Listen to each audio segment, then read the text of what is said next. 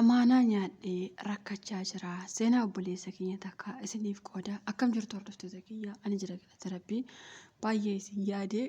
guyyaa meeqa viidiyoo kaleessa hin hojjenne guyyaa tokko hin hojjenne baay'ee takka isin yaadee jira.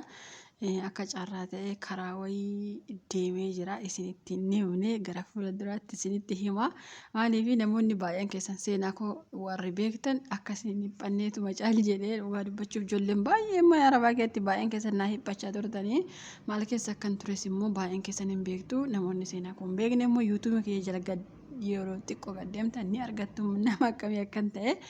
Eessa akkan turellee maal bakka hin deemellee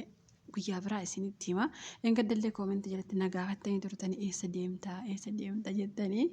Nuti warri mana arabaa keessa jirru kun baay'een keenya walii hiphanna. Haganatti badaa waliin jibbinu. Anis immoo kanumaaf namoonni baay'een seenaa koo waan beektaniif akkuma isin hirrifanneef calliseetuma deeme. Innaa waan deemeef sanallee hin milkoofne guyyaa biraa isiniif hima. Seenaa obboleessa keenya asumatti isin dabarsa. Viidiyoo isinitti tole laayikii gochuun dagatina. Hiriyyaan koo amaanaa na bira kaawwatee deeme. Anis amaanaa sana ganee har'allee cinqamaa rakkachaa waan hin jiruuf anis gara keessan kan dhufe maal akkan godhuu fi maal akkan ta'u akka isin natti himtaniif. Ani yeroo dura biyya arabaa dhufe karaa galaanaa yookaas karaa yemenii akkuma beektan baay'een keenya achumaan dhufna mitiire. Anis mucaa hiriyyaa akka wal jaalannu yerooma dura biyyattuu waan wal beeknuuf inni garuu duruma biyya kana keessa waan tureef asumatti sargii waan ajaa'ibaa godhatee abbaa mucaa ilmaa tokko ta'ee mucaan ilmaasaas akka carraa ta'ee biyya kana keessatti boqotee haa ta'u malee anaanis maaliif dhuftee biyya kana keessatti hojiin hojjetattu hojiin Itoophiyaa faayidaa maal qaba jechuun qarshii bahaaraan ani ufullee nyaata koo qabatee waan hundumaa na dandahee galata rabbii anis nagaan biyya kana gahee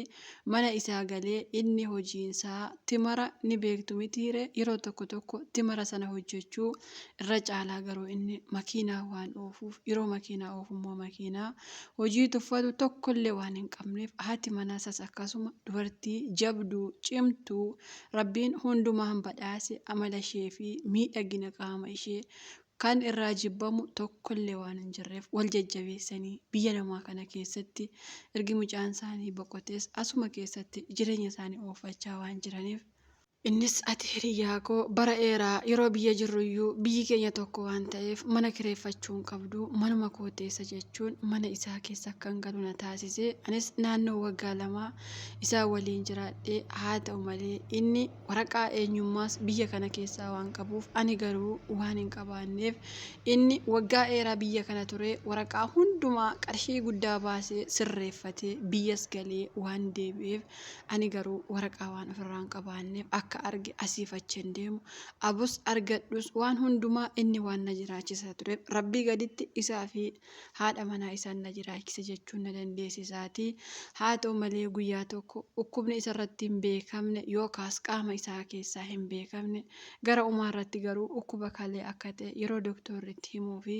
innis biyya kana keessatti opereeshinii akka ta'u qabu yeroo itti himan innis ani biyya namaatti opereeshiniin ta'u maatii koo arguu barbaada isheen asuma haa teessu biyya galee deebi'aa yookaas maatii koo dubbisee dhufee opereeshinii ta'a malee akkanatti du'ee bada malee opereeshiniin ta'u jechuun gara biyya akka galu yeroo inni natti dubbatu. Anis durumaanuu haadha manaa isaa baay'ee takka waan hawwuuf dhugaa dubbachuu dubartii akkana nama keessummeessitu nama kabajju ol jettee nama hin ilaalle dubartii akkasii inumaa addunyaa kanarrayyuu waan hin jirreef haa ta'u malee an durumaaniyyuu isa ajjeesuu moo akkamiin irraa fudhaa yaa rabbi isa ajjeesii yookaan anumatu isa ajjeesa jechuun yeroo baay'ee irratti xiyyeeffannaa waan hin fudhuuf haa ta'u malee inni garuu akka carraa ta'e natti amaanaa rabbiis itti haa ta'u akka obboleessa keetti yookaas akka obboleettiitti walitti isin dhiisee deemaatii biyya ishee fuudhee galuun homaa takka faayidaa naaf hin qabu isheen haa hojjettu annan deebi'a waan ta'eef jedhee anis amaanaadha na biratti homaa tokko hin taatu ana biratti dhiisii deemi jechuun yeroo inni gara biyyaa maatii isaa dubbisee yookaan biyyatti opereeshinii ta'uu yookaas immoo as deebi'ee opereeshinii ta'uu yaada waan qabuuf garuu eebuu haadha isaaf abbaa isaa waggaa dheeraa waan qabuuf haa ta'u malee haadha haadha manaasaa eenyuma caalaa waan jaalatuuf anaanis akka malee waan na jaalatuuf dhugumatti hiriyyaa dhugaa waan ta'eef innis na amanee na biratti dhiisee yeroo deemu. Inni biyya gahee dhukkubni kaleessaa baay'ee waan itti jabaateef isaanis biyyuma keessatti oopereeshinii ta'ee yookaas kaleensa akka miicamuu qabu yeroo itti himan innis anachiin deebi'u haati koo abbaan koo asuma taa'inaan jedhanii isheen haa hojjettu amaanaa sitti kennadhe waan ta'eef jechuun yeroo inni achi taa'u anis baay'ee gammaduun guyyaa tokko haadha manaa isaa gaaffii hin taane yeroo gaaffu isheenis boossee maraattee akkamitti hiriyyaa isaa taatee waan kana na gaafattaa gonkumaa waan kuni ta'uu hin qabu. Yeroo isheen jettu anis naannoo torbee tokko ishee sossobuun miira adda addaa isheetti agarsiisuun haa ta'u malee isheen du'ee bada malee mana isaa si'ii isheen bahaa yoo ta'uu baate isattan sii hima malee ani hin barbaadu yeroo isheen jettu guyyaa tokko garuu mana nyaataa ishee geessee nyaata addaa kana ishee nyaachisee haa ta'u malee waan isheen fayyadamte isheen beekuu baattus halkan sana ishee faana bulee gaafa guyyaa lammaffaa fi ishee yeroo bartu guyyaa 2-3 ofii osoo nan didiin nattuma siqaa waan dhufteef osuma kanaan jirru naannoo baatii 5 yookaas ji'a 5 ergi waliin jiraanne booda abbaan manaa ishee yookaas hiriyyaan koo kaleessaa ergi miicisifatee booda naannoo waggaa tokko natti fudhataa biyya sanatti deebi'uuni yookaan ani hin deebi'u isheetu dhufa malee jechuun yeroo inni nutti himu ani garuu baay'ee gammaduun yaa rabbii achii isan baasiin jechuun baay'ee tokko osoo rabbiitti kadhu inni garuu osuma kanaan jirru naannoo waggaa tokko yeroo inni biyya taa'u nutis hamma kana guutuu jaalala ajaa'ibaa waan addaa waliin dabarsaa isheenis hojii hin deemtu sababiin isaa inni duraanuu qarshii waan qabuuf osuma isheen abdeeyyuu biyya ergaaf yoo ta'e malee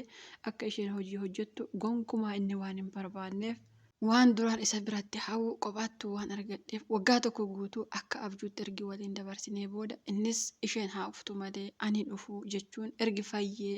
yookaas kaleensaa bakkatti ergi deebitee fi booda haa ta'u malee kaleensaa kun akka inni hojiitti deebi'ee hojjetu waan isaaf hin eeyyamneef baay'eellee dhukkubbiin akkasatti dhaga'amuuf biyya namaatti deebi'u maatiin isaallee waan hin barbaanneef haati manaa asaa dhuftu jechuun toosaan itti himaa jiranii guyyaa tokko isheen na dhukkubaa maal akka ta'e hin beeku jettee yeroo isheen natti himtu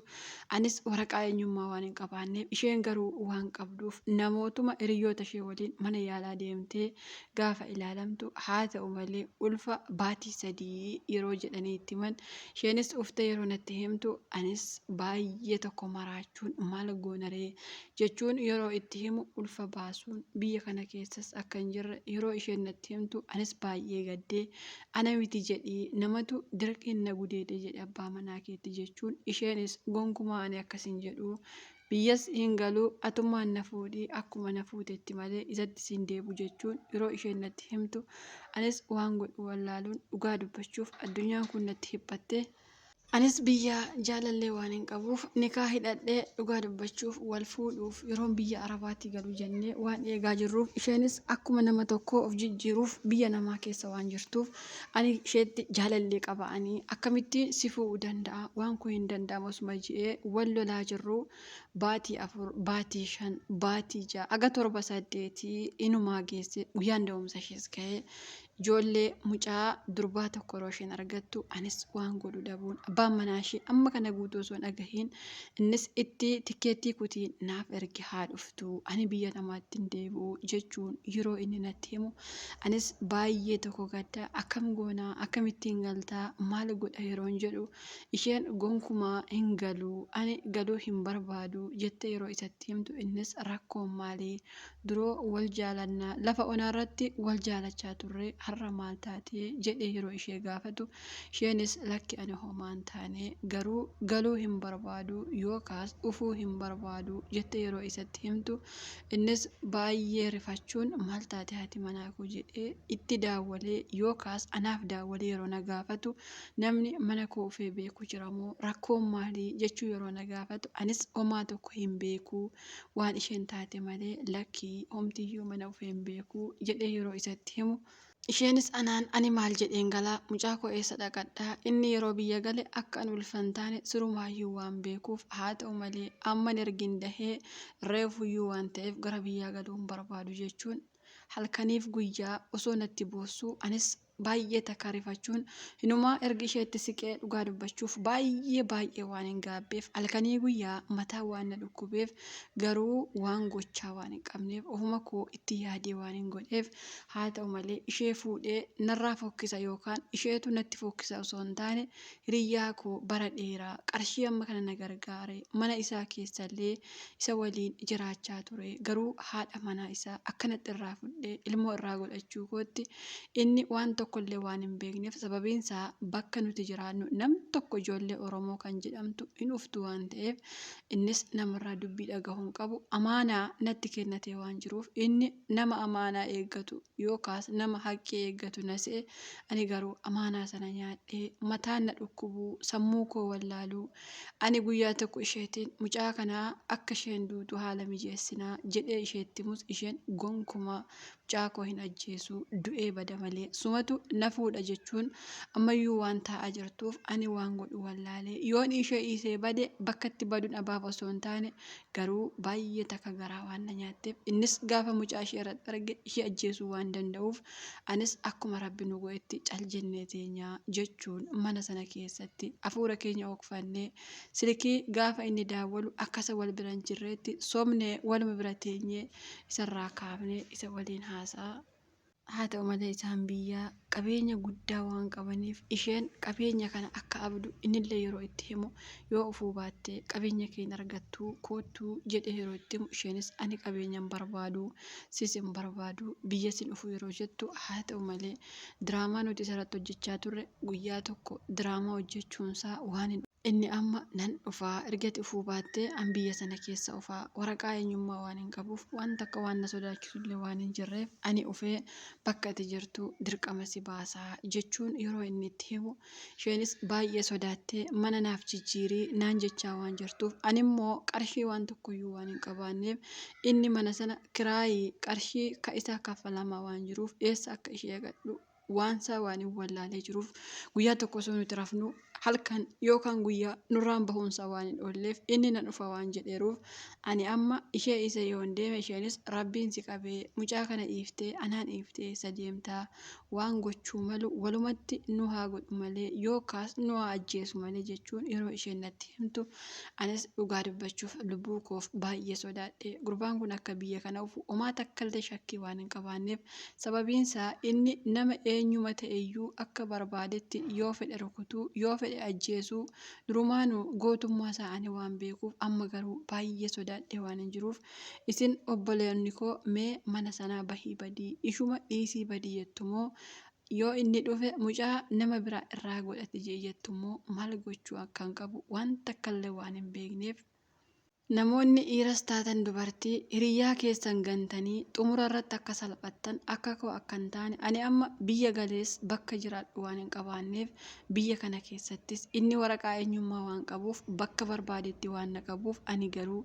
baay'ee sodaachaa yookaas siqiq jechaa waan hin jiruuf haa ta'u malee namoonni akka koo dhiiras taatan dubartii hiriyyaa keessan gantan siqaayitti hafaa yookaas jireenya gammachuu akka hin jiraanne beektanii anarraa akka barumsa fudhatan isinitti himuu barbaadaati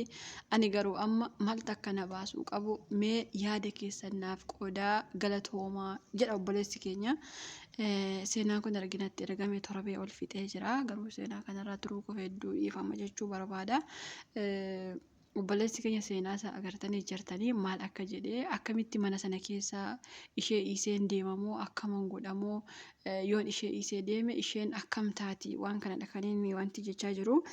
yaada keessan qoodaa fi jalqaba dhiiras ta'e dubartii warreen wal gantanii abbaa manaa wal jalaa hataa fi haadha manaa wal jalaa hataa kun faayidaa takka hin qabu sababiinsa booddeetti gara lubbuutti deema malee waa gammachuu ta'a jedhee hin yaaduanii maaliif jireenya siqaayee jiraachuu jireenya rakkoo jireenya dararamuu waan akkasii yoo feetan malee gonkumaa waan akkasitti hin galiinaan dhaamsa kooti.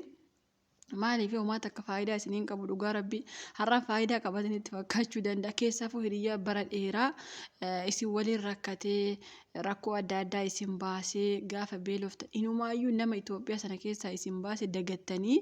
gaafa biyya bareedaa yookaas immoo biyyi sun badaa yoo haa ta'u gaafa namni sun ati hojjetadhu amaadhu jedhee dhiiras ta'e dubartii rakkoo keessaa si baase isin immoo deebitanii wal nyaattan waan akka so'iftanii waan gaariidha jedhee yaada. Hiriyaa jechuun gaaddisa mukaa jechuudha. Hiriyaa dhugaan hin argamtuyyuu garuu hiriyaa dhugaa erga argattanii booda immoo akkana gochuun akka kootti yaadaarii miti dhugaa dubbachuu fi baay'ee nama gaddisa akka kootti baay'ee gaddee ani obboleessa keenya akka nama tokkotti waan jechuu barbaaduuni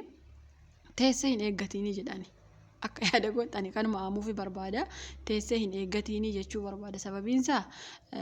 waan hiluuf yookaas immoo waan dhiisuuf natti hin fakkaatu hin dhiisuu jechuudha. Maaliif nama hamma kana aaree hamma kana cinqamee haadha manaa isaa irraa fudhattee inni garuu rakkoo hamma kana keessa si dabarsee waan hundumaa hamma kana siif godhee ati immoo gaafa deebitee inumaayyuu ilmoo irraa argattee isheellee hin fuudhu inni isheettillee hin deebi'u garuu siin hiluu jechuudha. Sillee isheellee isiniin dhiisu waan ta'eef lamaan keessanuu lubbuu keessan biyya namaa xabuurra osoo wanti jettanii gaariidha jedhee yaada osoo deemtanii lamaan keessanuu yookaan biyya jirtan sana osoo jijjiirattanii yookaas immoo bakka achuma keetti osoo miliqxanii jedhan dhugaa rabbi maaliif isin lamaan keessanii dhiisu atamma isheellee dhiiste yoo baddee ati dhiira lubbuu kee baafattaa isheen garuu dararamaa tumamaa ajjeefamaa inuma ajjeesaa dhugaa dubbachuuf biyya nama kana keessatti jechuudha. Kanaafuu isheellee dhiiste hin badiini isheellee fudhuu badii sababiin isaa waan gootan walumaan gootanii hinumaayyuu yeroo duraa namni akka hin taanetti kana kee ishee gasse si akka yaada keetti akka tama yaada nuu qooddetti. Kanaafuu ishee dhiiste deemurra ishuma fudhattee osoo deemtee isheellee osoo fuutee ragaadha jedhee yaadanii sababiinsaa takkaa ilmoo sii godhattee jirti waan ta'eef ilmoo kana eessa dhaqatti moo ofii ishee eessa dhaqxi moo amma guma abbaan manaa ishee ilmoo ishee wajjin deeffata jedhamee yoo yaadame kun soba hin yaadamu hin deeffatu jechuudha. Kanaafuu ilmoo keellee isheellee fudhattee deemtee nikaa godhattee ishuma fuudhuu qabdaa jechuudha akka yaada kiyyaatti beeki maaliif atama ofii kee dhiiraa lubbuu kiyya baafadha yoo jette kuni ati ishee immoo akka ishee duutu feetaa jechuudha. Siigalee ati ofii kiyya hin badaa akkam badu yaada keessa naa qooda akkas jette ati ofii kee amma yoo yaada sii qoonne ati badi jala isheen haateessu yoo jenne isheellee lubbuu ishee bahaa jechuudha. Ishee waan maal taateef inni ishee ajjeesuu isa hin ajjeesaa jechuudha walumaa galatti siigalee. Kanaafuu